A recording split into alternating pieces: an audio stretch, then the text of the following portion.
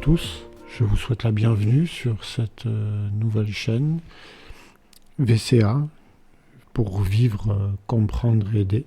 Alors je me présente, je m'appelle Olivier, j'ai 44 ans. Donc dans cet épisode que j'ai appelé Zéro, je souhaitais juste faire une brève présentation de cette chaîne. Alors l'idée de départ vient d'une réflexion que j'ai depuis quelques années maintenant, à savoir comment donner un sens, comment transformer une vie qui a été assez compliquée, avec, on va dire, un vécu assez traumatisant, même handicapant, je dirais, en quelque chose qui soit positif, qui puisse servir à quelque chose de bien, à une bonne cause, on va dire. Et je me suis rendu compte que depuis le début de ma phase de reconstruction, qui a démarré il y a après bientôt 5 ans maintenant, j'ai souvent cherché à écouter des témoignages, des récits de gens qui avaient vécu un peu les mêmes choses que moi, parce que je trouvais intéressant d'avoir un autre regard, un autre point de vue. Ça a toujours nourri ma réflexion. Ça m'a surtout amené à mieux me comprendre, à comprendre mes réactions, pourquoi elles étaient comme elles étaient, quels ont été les facteurs qui ont pu déclencher tout ça. Et même si effectivement je suis encore loin, je pense, de m'en être délivré, il m'a semblé important, à l'étape où j'en suis maintenant de mon cheminement, de ma reconstruction, que moi aussi, je voulais aussi redonner quelque part ce qu'on m'a transmis, l'aide qu'on m'a apportée par le biais de tous ces témoignages. Et on le voit souvent, toutes les personnes qui témoignent le disent que elles le font pour justement donner un sens à ce qu'elles ont vécu. Alors au départ, c'est vrai que j'ai longtemps cherché, je me demandais comment faire. Et l'idée m'est venue en écoutant le témoignage d'une jeune femme sur ses phobies scolaires. C'était lors d'une émission de télé. Et elle se servait en fait de son compte TikTok. Elle faisait des vidéos quotidiennes sur comment elle gérait, ou des fois comment elle gérait pas justement. Et elle s'est mise à avoir beaucoup de followers, et surtout des parents. Et des parents un peu démunis, qui avaient des enfants dans le même cas qu'elle. Et son vécu a permis de pouvoir aider, de pouvoir éclairer un peu tous ces gens-là. Et c'est vrai que ça m'a fait tilt. Et je me suis dit, ben voilà pourquoi pas faire la même chose, puisque moi je cherchais depuis un moment une solution pour pouvoir moi aussi contribuer et aider les autres. Alors j'avais beaucoup cherché du côté des associations et tout ça, mais c'est vrai que là où je vis, il n'y en a pas beaucoup. Et de plus, le monde extérieur et le lien avec les autres, les liens sociaux sont quelque chose qui sont encore très compliqués pour moi. Donc passer par Internet était une solution qui est devenue une évidence en fait.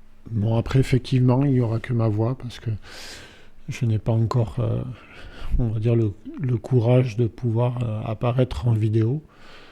Mais comme c'est plus le récit qui compte que mon image, à la limite, ça pose pas vraiment de problème. Donc tout ça pour en arriver au vif du sujet. Donc quels sont les thèmes que moi je souhaite aborder dans cette chaîne? Déjà le premier qui date de l'enfance, plutôt de mes 12 ans, à l'entrée au collège, où donc j'ai subi du harcèlement scolaire. À une époque où le harcèlement scolaire n'existait pas, tout simplement parce qu'on n'en parlait pas, il n'était même pas nommé. Et même s'il a duré qu'1 an et demi, parce qu'après j'ai changé de collège, il m'a suivi et il me suit encore aujourd'hui. La deuxième thématique, en fait, elle m'est arrivée plus tard. J'avais 20 ans lorsque j'ai rencontré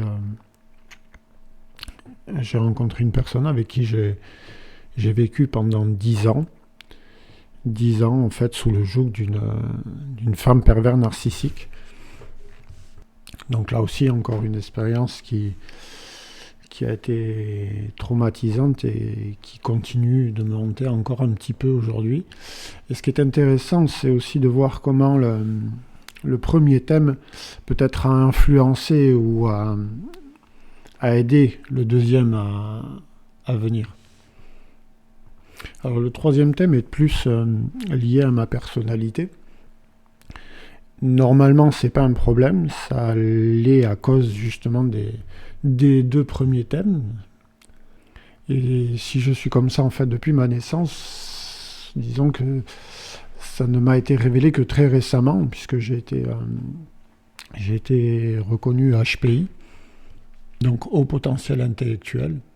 Alors un terme qui est devenu peut-être un peu trop galvaudé maintenant, où beaucoup trop de gens se diagnostiquent avec 4 questions sur Internet et pensent que c'est génial. Mais tous ceux qui le sont réellement se reconnaîtront et verront qu'en fait c'est loin d'être facile à vivre, en tout cas dans la société dans laquelle on vit. Après, il y a peut-être 2 autres thèmes que j'aimerais aborder, parce que c'est plus des conséquences des 3 premiers, des 3 principaux, mais qui me semblent intéressants, parce que c'est peut-être le cas aussi chez beaucoup de personnes qui ont un vécu similaire. Donc déjà, c'est la maladie de la dépression, et aussi l'addiction. Alors, comme vous l'aurez compris, j'ai fait l'expérience des deux. Alors, pour l'addiction, c'est vrai que c'est un peu plus particulier, parce que c'est une addiction qu'on voit peu. En tout cas, qui est moins connue ou moins reconnue, plutôt aux yeux de tout le monde. Voilà, donc c'est fini pour cette vidéo de présentation. Donc j'espère qu'elle aura un peu éclairé sur la chaîne et de son utilité. Donc à chaque fois, si vous avez des questions, je mettrai en lien une adresse mail. Alors pourquoi je préfère privilégier les mails plutôt que, on va dire, les commentaires? Disons que les commentaires sont à la vue de tous, et peut-être pour certains, c'est plus difficile de poster une question, des remarques sur un canal commun, on va dire. En tout cas, moi, ça a souvent été mon cas, et donc voilà. Donc, si certains d'entre vous sont dans le même cas que moi, il sera plus facile de communiquer par mail. Voilà, il ne me reste plus qu'à vous remercier d'avoir écouté cette émission, et je vous donne donc rendez-vous pour un nouvel épisode. Salut!